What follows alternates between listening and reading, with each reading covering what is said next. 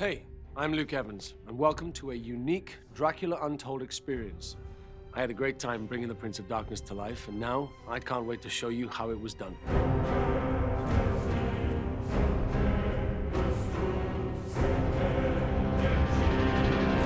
After I played Owen Shaw in Fast and the Furious 6, there was a discussion between myself and Universal about playing somebody else in a different film. So we discussed many different options, and the one option that sort of sparked my interest was Dracula. It was a great role for me, and I had a lot of fun playing that character.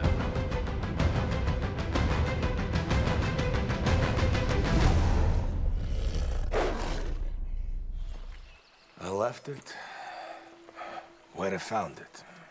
What do you think, Vlad? Bring it to me. So the scene that we're looking at right now appears very early on in the film. It's the first time you actually see young Vlad, the Prince of Wallachia. He's heard a report that they've found Turkish armor on his land. And to Vlad, that means one thing. The Turks only enter a land if they want to invade it. And so to find this helmet in the river on his land means one thing to him. It's danger, it's a threat. When he picks up the helmet, as you see, there are huge scars on the side of the helmet. This isn't just a helmet, this is a helmet that was on a Turk's head, and it was on his land, and those marks were not made by anything he would know.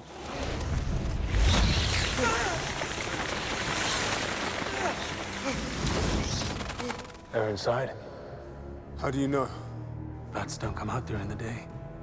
Something's disturbed them.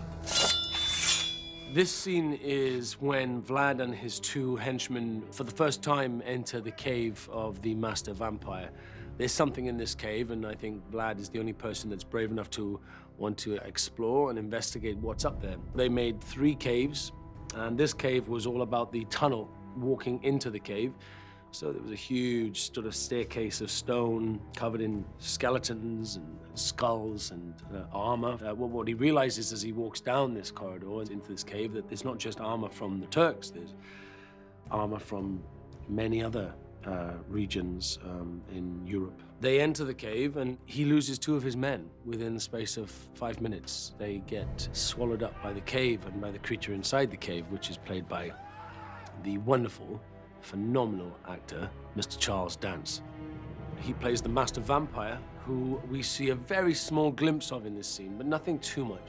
And Vlad uses his sword to swipe him and cuts him very slightly, makes the creature retreat back into the cave. I missed you. And I you. Sarah Gagnon is a beautiful woman, inside and out. She's an incredible actress. She has a humongous responsibility in this film because she's the only woman. She's representing the females, and she's representing them in a brilliant way. She's a strong woman in the film. Morena plays a supportive wife and a loving mother, but a woman that stands by her man. This is the first scene where you see another side of Vlad.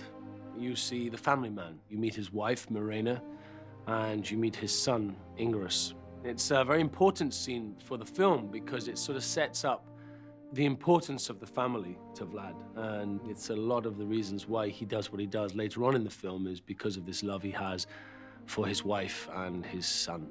That's what we wanted to provide here, was a sense of family and love and security. But she sees in Vlad's eyes in this scene that there's something wrong. She knows him inside out. And that's what's wonderful about her, is that she's not just a wife and a mother, but she's a very strong soul companion of Vlad. And so she knows how he works and how he ticks, and she knows there's something wrong. So this scene is the banqueting hall inside Vlad's castle. It's quite an amazing set. I remember when I first arrived in Northern Ireland, 7 weeks before we started shooting, they were building this set, and we didn't use this set until about 2 months into film. So, as you can imagine, that's a long time. And the detail in the set was incredible. And behind the thrones, you'll see these amazing images of me and Morena and my son. The attention to detail and and authenticity as well. I mean, there was a lot of reference to what you would see in castles of that period at that time. And yeah, I felt very royal that day, I have to say. Welcome. We were not expecting you so soon. So this gets broken up by the Turkish soldiers entering. Hamza Bey, who is played by the wonderful Ferdinand Kingsley, arrives with his men straight into the middle of this event, and immediately people are very uncomfortable. They know that this doesn't happen. You know, they collect their money and they usually leave. There's no dialogue, but they stay, and they have a reason to stay. The Sultan requires 1,000 boys to join his Janissary Corps.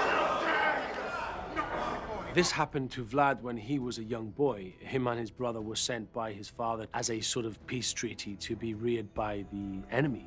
Vlad doesn't want this for his own son. He knows what that means. It's a huge threat, and it's the beginning of Vlad's journey to becoming a vampire, and the reasons why he starts to find those powers. This scene is, it was an incredible day, actually. We transformed a farmer's field into the immediate encampment around Mehmet's master tent. It was quite a day, and that horse I'm riding is probably the most beautiful creature I've ever seen in my life. Anyway, we ride into the encampment, and Mehmet's soldiers all remember me because I was brought up by the Turks. Vlad got himself quite a reputation. He was called Kaziglu Bey, which means Lord Impaler.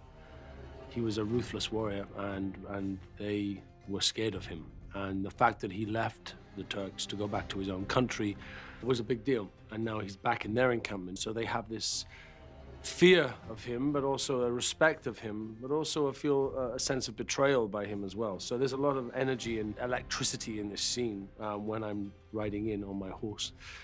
I'm going to the tent. I'm going to Mehmet's tent, which is where I meet Mehmet II, the Sultan of the Turkish Empire, played by the wonderful, the impeccable Dominic Cooper. My oldest of friends. Your Excellence. Who is somebody who I've played against before as an enemy many years ago. So it's quite funny that we have revisited our enemy positions, but with much higher stakes this time. Dominic plays this sinister character who, you know, he's not very nice. He's really not very nice. Funny, because Dominic is very charming and very lovely, and a good friend of mine. And so it was quite fun. It's always fun to play against a friend and do something that you wouldn't actually do necessarily in real life. So we had a lot of fun. We meet in his tent, and it's all about me trying to make him compromise about his request to take the children of my kingdom and also my own child. So he's playing on the fact that they were both brought up as children together, but it doesn't work.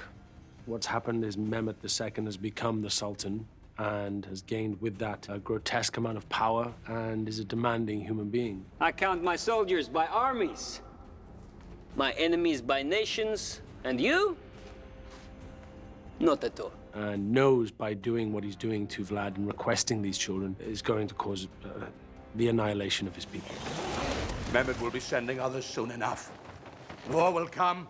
You can't protect us. I'll find a way. This scene is when Vlad goes back alone to the mountain. He's just killed a bunch of Turkish soldiers, which means one thing. It means war. And he's now left his country very vulnerable, his people vulnerable, and his family vulnerable. And so he looks to Broken Tooth because he knows something's up there. Something's in that cave. And so he goes back up alone. And this is where he meets the master vampire. What kind of man is it that crawls into his own grave? In search of hope, A desperate one. It's one of the most enjoyable scenes I got to shoot in the movie. Playing against such a brilliant actor as Charles. It was a joy. It was 4 days of a lot of fun. Even though it's not a fun scene, it was very fun to shoot. Vlad wants the power, and the master vampire wants the freedom. And between the two of them, they somehow come to an agreement. But it's a big moment for Vlad, and he's very brave to even enter that cave for a second time. Most people never get the second chance.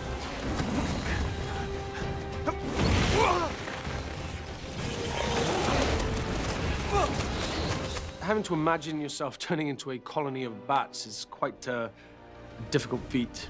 And you have to really allow your imagination to go mad, go crazy. And the first time he does it, he's running very fast. And we had one double running far away from the camera, and he turns into bats, and then in front of the camera was me, and then I stop and reform as a human. I had to trust that that was going to work. I had to trust Gary and the amazing digital department who created all the special effects to create that, and yeah, and it works very, very well. But it's a slow realization of this man who now has these powers, and the transforming into bats is something he uses very successfully throughout the movie. My dad, Dave the Rave. I'm Luke Evans' dad. He's been an extra in 3 of my movies. He upstages everybody. He can't remember his lines, but he loves dressing up. Proud of him. Yeah, thank you very much. He's in a scene when Vlad returns to the castle that's being bombed, and yeah, he's in there somewhere, waving a finger at his son, trying to tell him off. But yeah, he's been in quite a few different movies now.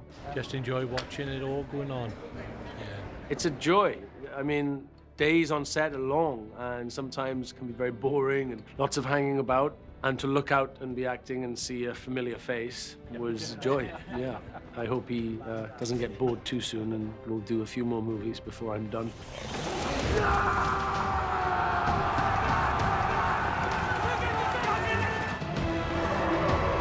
So this scene is when Mehmet's army is advancing on the castle, which has been pummeled by humongous cannons that the Turkish Empire used to shoot. They were humongous.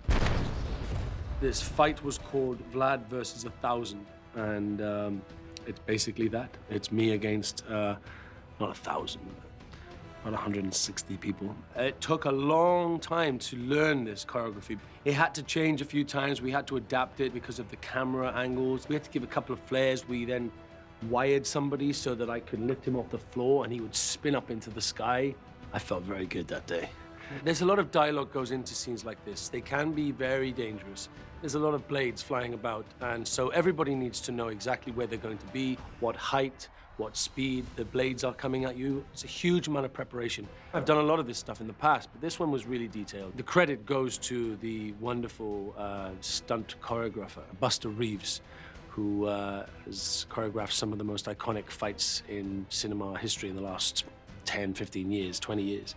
And he choreographed this, and so it was him and the immensely talented group of stuntmen that he works with. We spent many, many hours, many days, many weekends in a huge hangar in Northern Ireland, in Belfast, learning these stunt sequences. We had steady cams. As you see in this shot, we have a camera tracking next to it. They moved around, they were above, they were below, they were in the middle of it. They chased me at one point. So there was a lot of different angles to catch all the different hits and the stabbings and all the stuff that went on in this scene. It was a very fun day. It was a hard day. It was exhausting.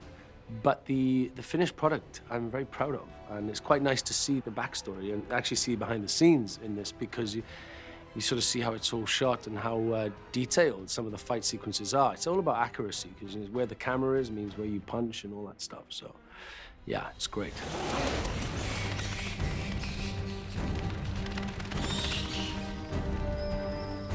When Vlad realizes he has the power of the bats, he knows that they are following him and they're around him the whole time. But once he realizes that they are congregating in the tower in this monastery, I think he realizes that he could use this to his own advantage. And so he goes up into the tower alone, and he looks into the eaves of this tower, and he sees hundreds and hundreds of bats just landing and almost waiting for his command.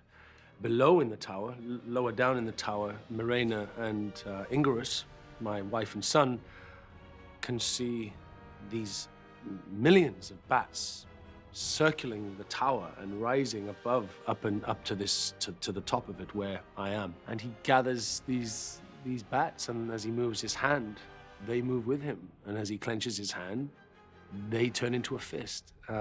Even though I knew the bats weren't there on the day, I had such a clear vision of how it was going to look that it was a very fun day, and I'm glad it's turned out as effective as it has in the film.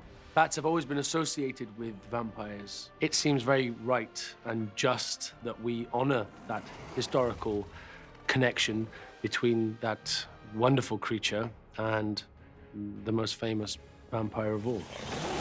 You can keep running if you like.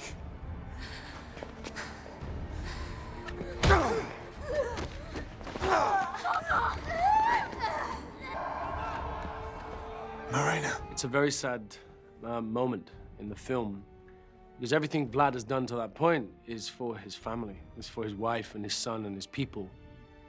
And there, at this moment, he is tricked into fighting the army while his wife and son were beaten on the top of this tower. And Marina is pushed off the side of the tower. Just as Vlad arrives on the top of the tower, she loses her grip and falls. He jumps after her, desperate to catch her with all the power he has. He fails. He just misses her. Even with all those powers, sometimes he just, he failed. And it's a very sad moment that he loses his wife. It's the moment in the film where Vlad stops fighting for what he loves because she's dead. And then he just goes for full attack to this Turkish army. I mean, this is a man with so much pain and heartache and anger and revenge in his blood. It's the turning point in his life. I understand you have a weakness for silver. So this fight sequence is the final fight sequence in the movie, and it is an amazing set. We created the inner sanctum of the main Sultan's tent, and Mehmet has discovered that I now have a weakness to silver. And so what he does is he covers the whole of this inner circle in his tent in all the coins of my land. These silver coins that have my face on them. You could liken it to how Krypton is to Superman, silver is to Vlad. He can't touch it, it burns him. And he now has to fight surrounded by these coins that are silver and that have his face on them. And Vlad slowly loses more and more power. He's being drained by this silver that he's surrounded by, and he's losing his power, but fighting at the same time. I'm Mina. Vlad. This scene is the end of the movie. It's 500 years since the beginning of the story. But you meet him now, it's the 21st century. He's wandering, and he wanders through this market where he's probably wandered many, many times before. And he hears a voice, something stops him in his tracks, and he turns around and he sees what is, to our minds, Marina, but Marina's dead. This is a reincarnation of her, this woman that triggered all these memories from hundreds of years ago. Something happens there, history repeating itself. And that's where we leave the movie. That's where we leave the story. Open to possibilities.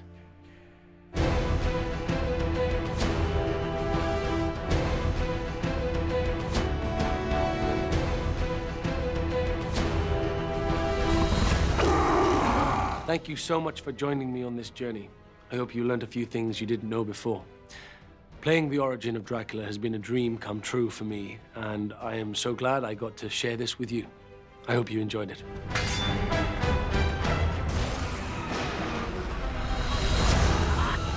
You forget who I am. My name is Dracula.